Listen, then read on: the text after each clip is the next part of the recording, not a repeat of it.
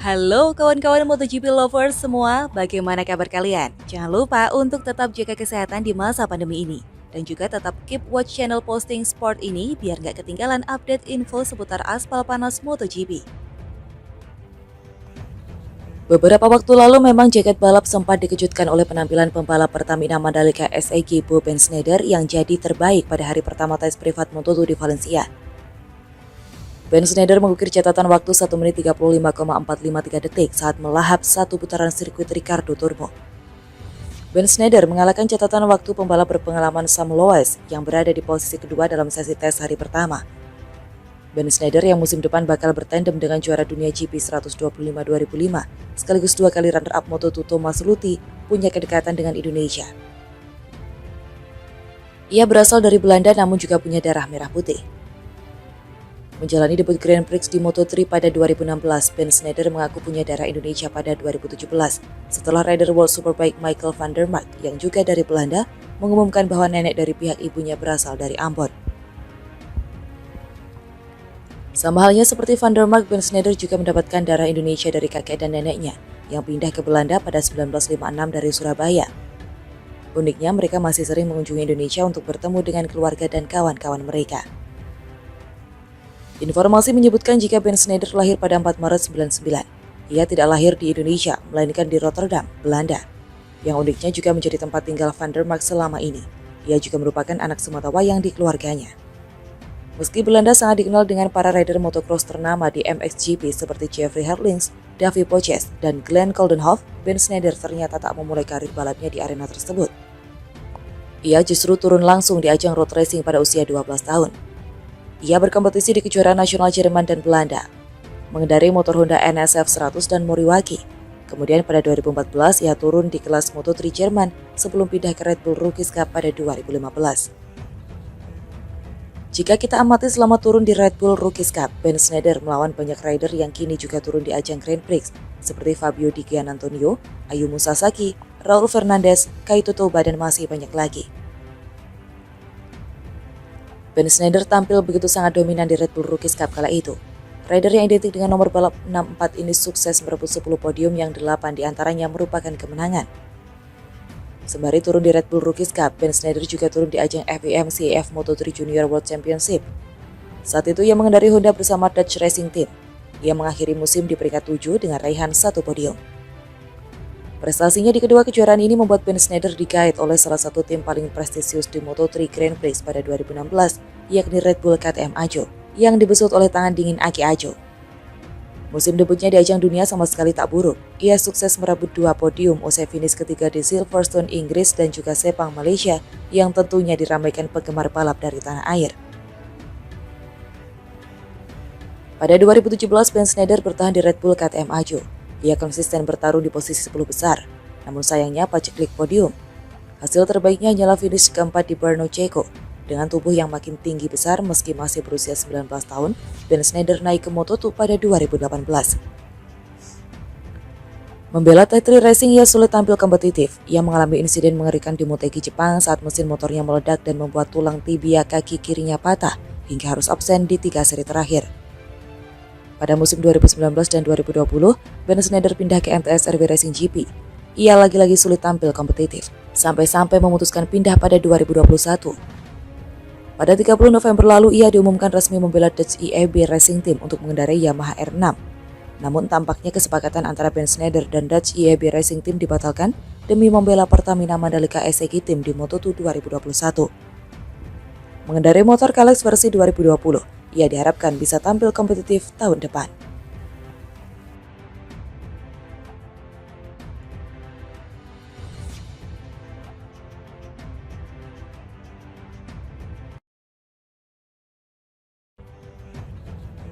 Masa depan balap motor Indonesia mungkin terlihat semakin cerah. Baru saja diluncurkan pada pekan ini, pembalap dari tim Pertamina Mandalika SEG Team meraih torehan positif sebelum ajang Moto2 2021 digelar. Bersama dengan tim Bristol GP, Mark VDS dan Aspar Team, tim Pertamina Mandalika SEG Team melakukan sesi tes uji coba di sirkuit Valencia, Spanyol. Secara mengejutkan, salah satu dari pebalap tim Pertamina Mandalika SEG Team keluar dengan catatan waktu tercepat pada sesi uji coba yang dilaksanakan Selasa 2 Maret 2021 tersebut. Seperti banyak diberitakan jika Boben Schneider keluar sebagai pebalap tercepat dalam sesi uji coba motor balap Moto2 di sirkuit Valencia kemarin. Pebalap andalan Pertamina Mandalika SEG tim Belanda keturunan Indonesia ini mencatatkan waktu 1 menit 35,453 detik. Lalu catatan waktu tersebut dikejar oleh pebalap dari tim McVitie Sam Loes. Lebih lanjut, Sam Loes berhasil mencatatkan waktu 1 menit 35,576 detik dibandingkan pebalap tercepat. Lalu melengkapi posisi 3 tercepat ada pebalap Aaron Canet menduduki posisi tersebut. Sedangkan rekan setim dari Boben Schneider, Thomas Luthi hanya bisa mencatatkan waktu 1 menit 35,886 detik.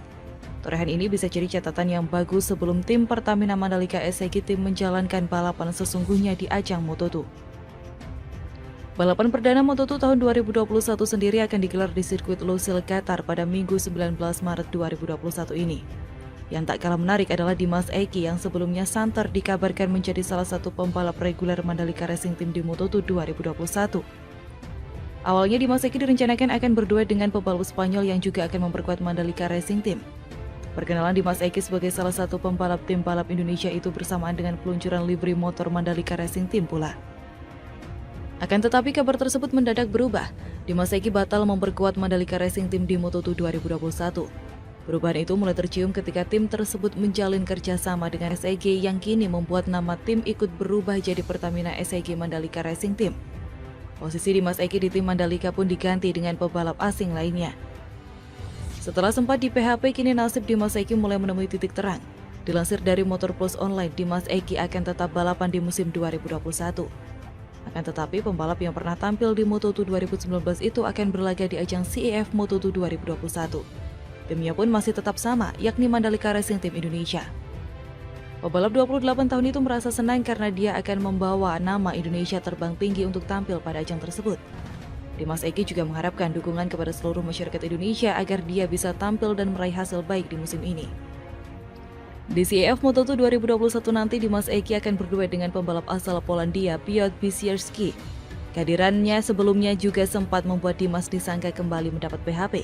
Namun kini Mandalika telah benar-benar resmi mengumumkan jajaran pembalap mereka untuk CEF Moto2 tersebut. Di sisi lain di Moto2 nanti Mandalika Racing Team bersama SEG Racing akhirnya akan diperkuat dua pembalap asing, Thomas Luthi dan Boben Schneider.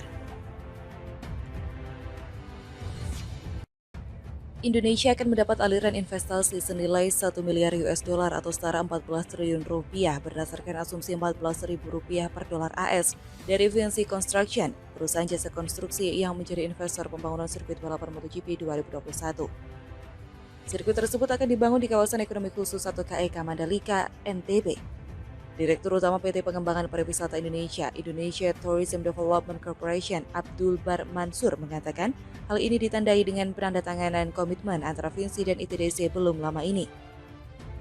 Dalam komitmen itu, Vinci memberikan aliran investasi dengan jangka waktu selama 15 tahun. Rencananya, Vinci tidak hanya membangun sirkuit, namun juga akan membangun sarana dan prasarana pendukung.